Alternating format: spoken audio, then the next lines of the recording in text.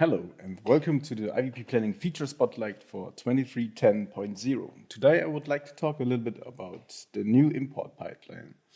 We have a new import for 3D files, images, PDF, DXF and plan files itself.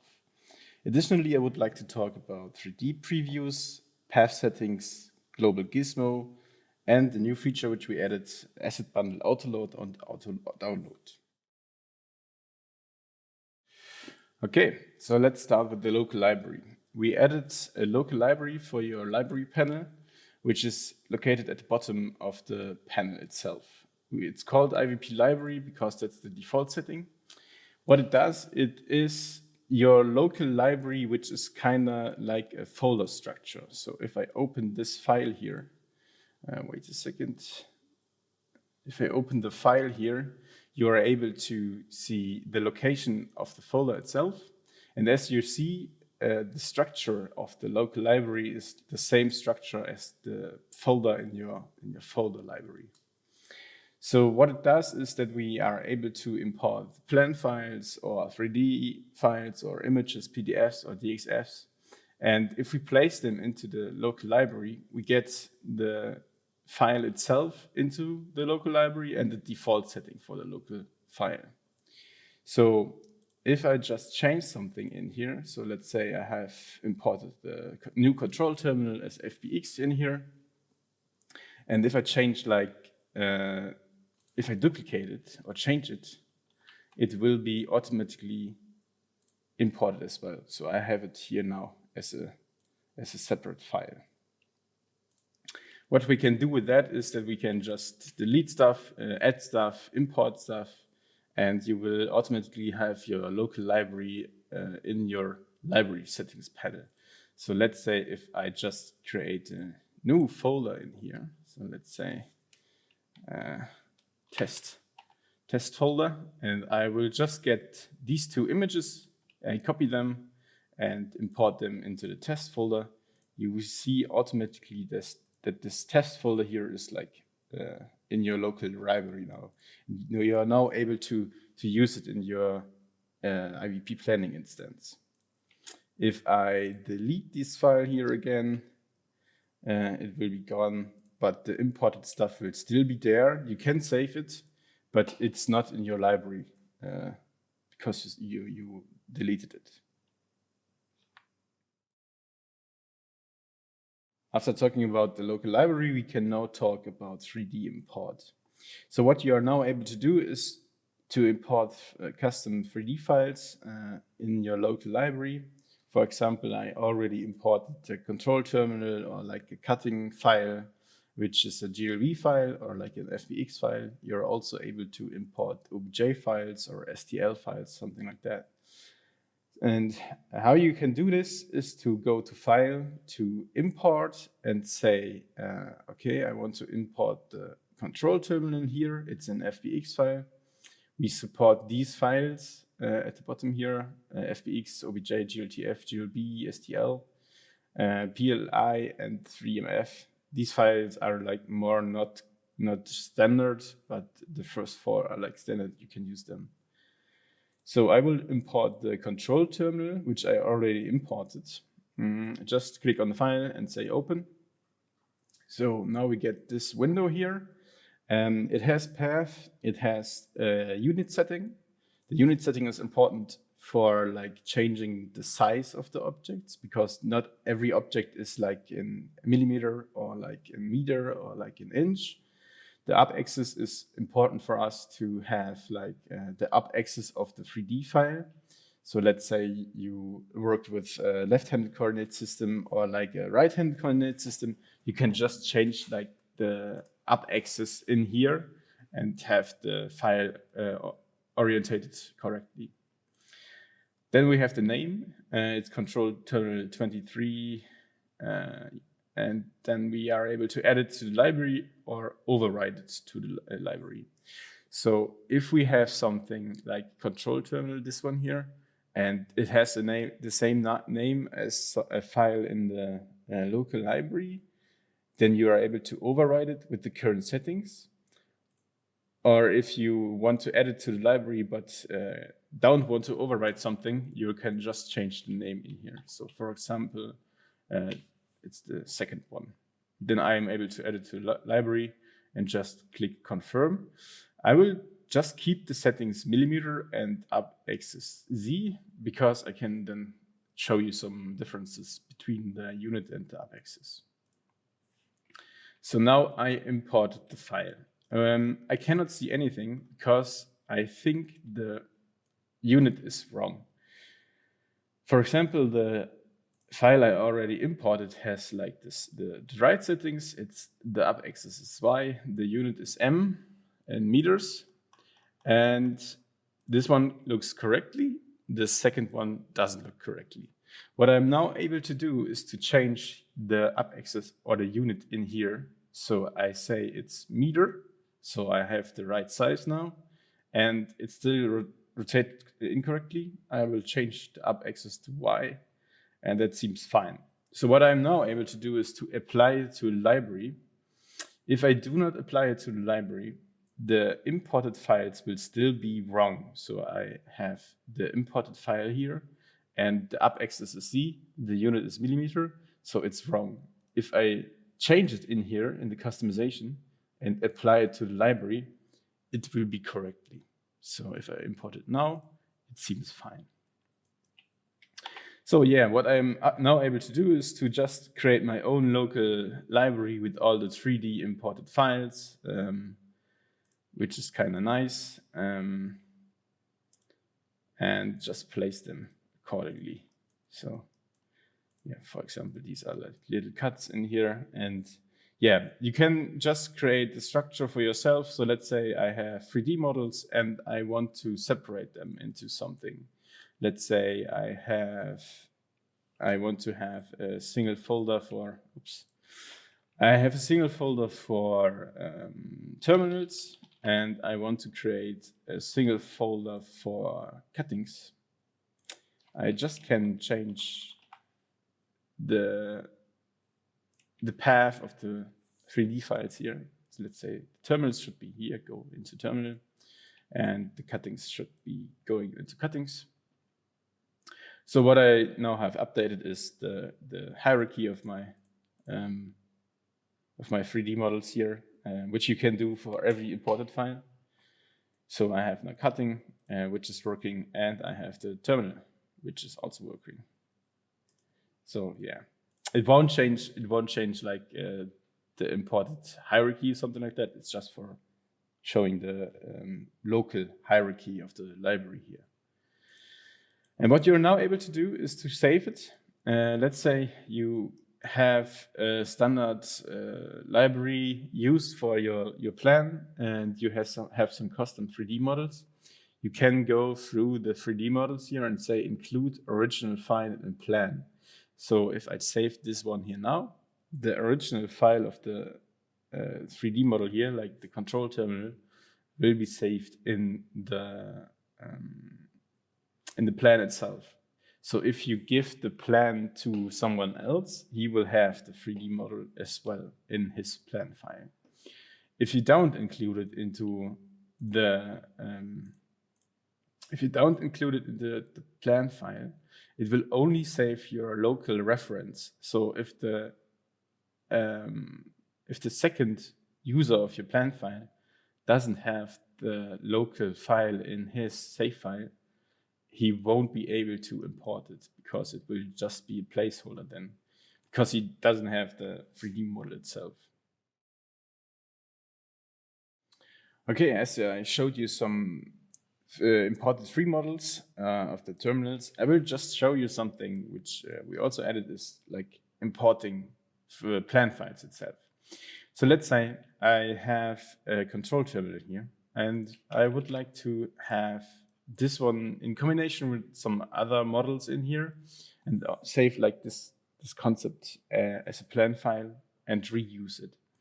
So I will just import like the control terminal, which is this one here, and I will just add like a stuff. So it's like here, he's standing in front of the terminal, and I want to use this concept as as a plan file in my local library. I will add it, I will save it into my terminals here. So I will just call it terminal with stuff. And now it's saved in the local library. And what I can do now is to reuse this plan file here. I just clicked on it. It's getting a folder here with the stuff itself in here. And I can just reuse it as much as I like.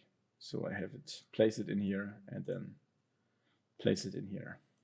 So if I just say, okay, I would like to have 2 workers here. So let's say this was 1 worker, and this one here is the second one.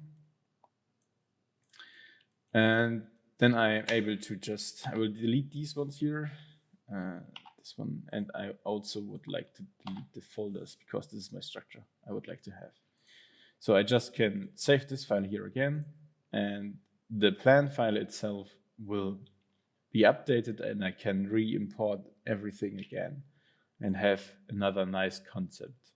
With that, you're able to create some nice local library files for your concepts. Let's say you have saw nesting and cutting nesting and storage system.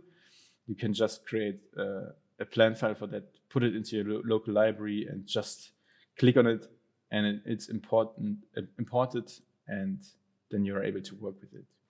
Keep in mind that these imported files are not changed if I change the plan file here. So these are like always written into the local iVP instance. You cannot update the plan file, and everything else will be updated as well. This is a system we are currently working on. It's called nested save files, but it will be in the next version of iVP planning. So just for an example, I will just save this file here, and I saved everything in here, and I can click at it again, and everyone will be saved and imported again. This is also written now in the iVP instance, and if I save it again, I will be able to import it again. So that's like the thing you can do with import plan files. Okay, so the next file type which we are able to import is the PDF file type. I already imported someone here in my local library. This one is here like a plan, and this is a prospect. What we need to do to import something is to click File, Import, and then we are just having this PDF document here. And yeah, you are also able to filter by file type. Let's say we are filtering by PDF, and then you just get the PDFs shown, which are currently only PDFs, so it won't show that much. Double click it here, and then you get something like this panel. So what we have is page size with original file, scale, resolution, the name, and add to library. And what you're able to do is to change the page size setting from file to A0, A1, A2, A4, or like custom.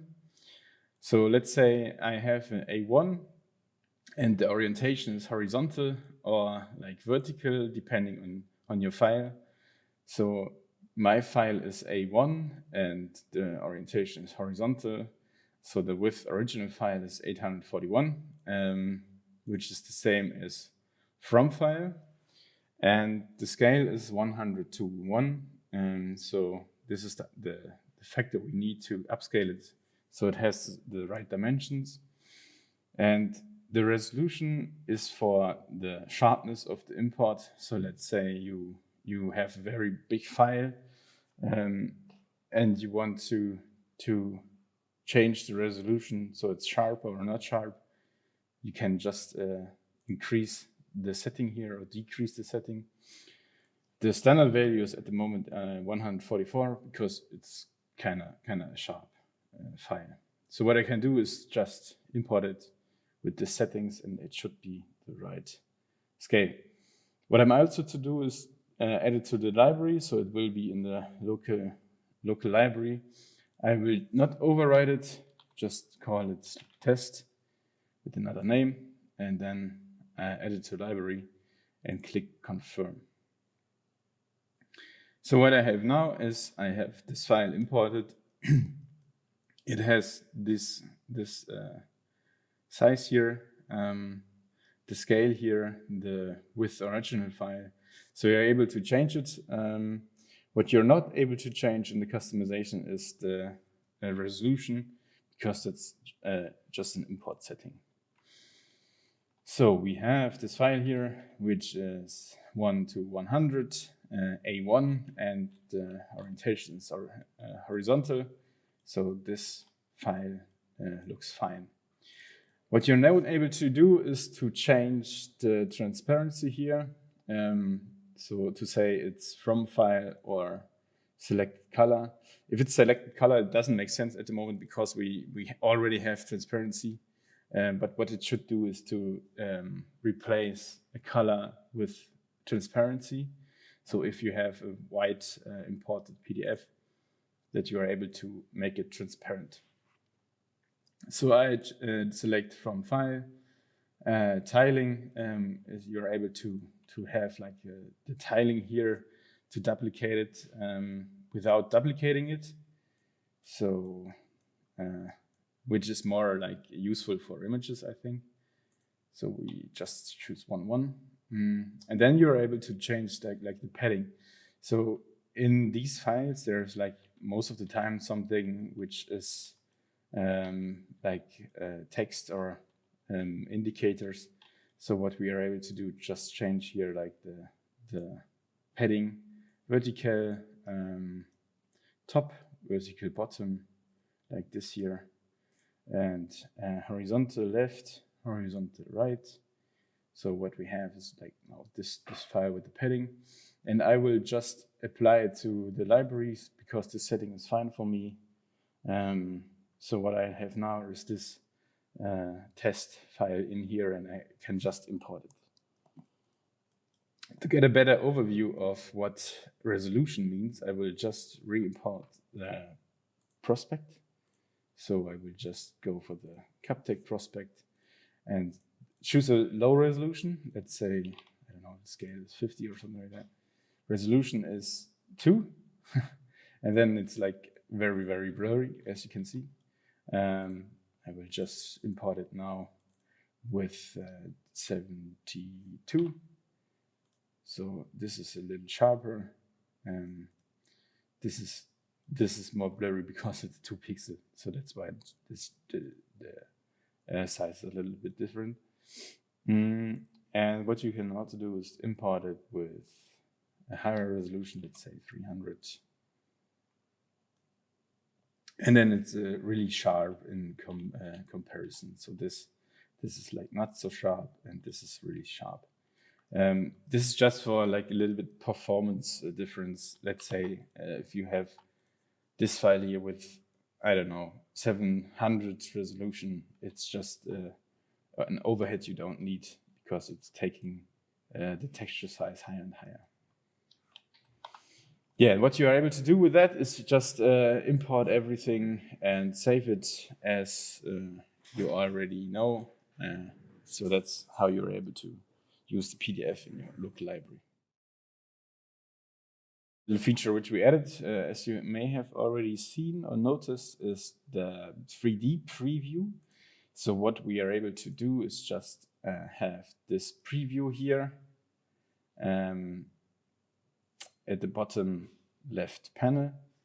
And what we now have is that the 3D preview is always generated. So let's say I will just go again. So let's say I'm looking for a machine here, which I will change. And if I'm fine with this machine, I can just go with the mouse into the 2D or 3D panel here. So this one or this one. And as you can see, the 3D model is already following my mouse. So what I can do now is just press Control, and with the mouse wheel, you're able to rotate it as well. So I can place this machine here and take another one, place it like here. I mean, it doesn't make sense at the moment, but yeah, just have a nice fast iteration of placing objects in here. And then I could go for the stuff here and say, okay, this one is here, and this one is here at the terminal, and this one is here at the terminal. So it just makes it a little bit easier to place some 3D objects from the library.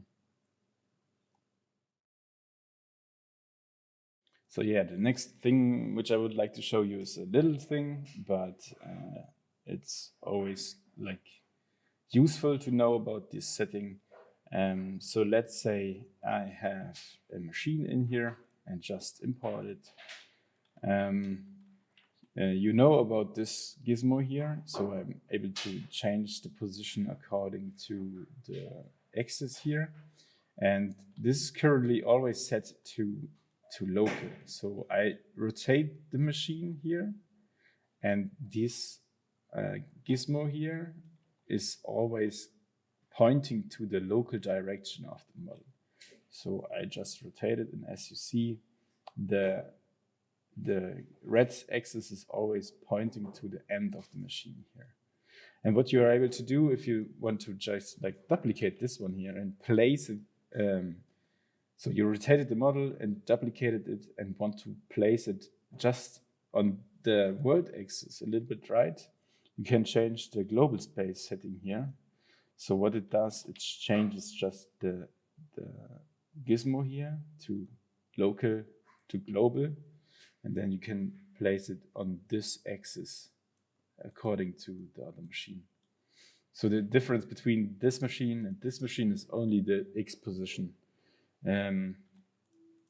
While if I change it in the local space, it will change the position of X and Y. That's because of the local gizmo. That's kind of useful if you have something like, let's say, for the stuff, and the stuff is like rotated, and you just want to change the position of them in a row. So let's go with that and have a row of objects instead of duplicating it and change the position by hand here. Setting which we added is also more convenience for the path tool, to create something in here is sometimes a little bit difficult, but what you're now able to do is to click on a path here point. So let's say this path point here, and what we now have is this indicator here, this green line here, which is like the global axis. And according to this global axis, you're able to control the previous or the next point from the point selected. So let's say I have distance to previous point, y-axis angle to previous point, then distance to next point, and y-axis to next point. So as I can see, I have here 31. This is this edge here, and 22. This is this edge here. Let's say I want to create just a square with 20 meters. I can just change it 20 meters here, 20 meters. So I have now changed the distance, which is according to the line from this point to the next point. So if I change the position here, you can see it's on this line here. I will change it to 20. So what I can do now is to change the angle, but not according to like something, the next point or something like something else, but to the global axis we defined. So it's like a clock. If I rotate it clockwise, you can see this size here is kept, and the angle is from the blue line here. So let's say it's 45. Then it's 45 degrees from this line to this point, to this line to this line. So with that settings, I'm now able to do some nice constructions here. Just go to this point here and say 0, -90, 20, 20.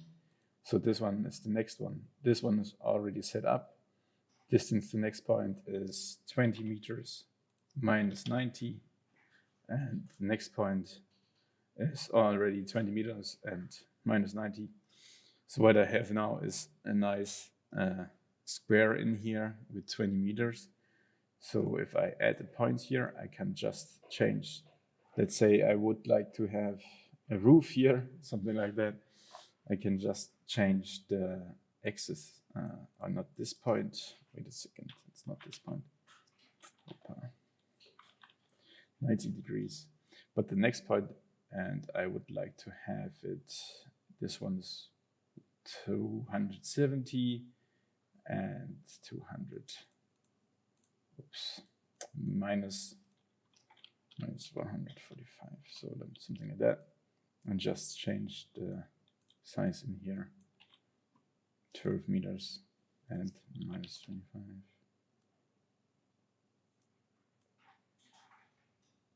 So yeah, with that you're able to have some more control over the settings. Yeah, that's the new feature which we added to the path tool. So yeah, the next big change is located in the settings, but it's more in the backend side of planning. So what you're now able to do is to go to the settings, to library, and then you have overview of the access rights for content packages of yourself. So I have a lot of access, but what you're able to do is to just say, I want to load, auto-load it, yes or no, or I want to delete it, which means it will be deleted on your local machine. So let's say if you don't want to have, I don't know, the Weinmann package, it's just set to delete and it's not auto-loaded, or like the edge tag, or let's say the store tag package. So what it does, if you select this one and then close planning, it will be deleted on your local file. If you just click load, it would be automatically keep up to date and loaded into your local instance. So this is just a setting for your convenience to save some space. If you know something of, I don't know, models which you don't need in planning, you also don't need to update them or like load them. So you can just select delete here. And then it will not be updated, which makes the whole application a little bit faster and smaller. Yeah, we will add a description for the content packages as there are like some still missing. It's going step by step, but with this feature here, you are able to just have more control about your local iVP planning instance.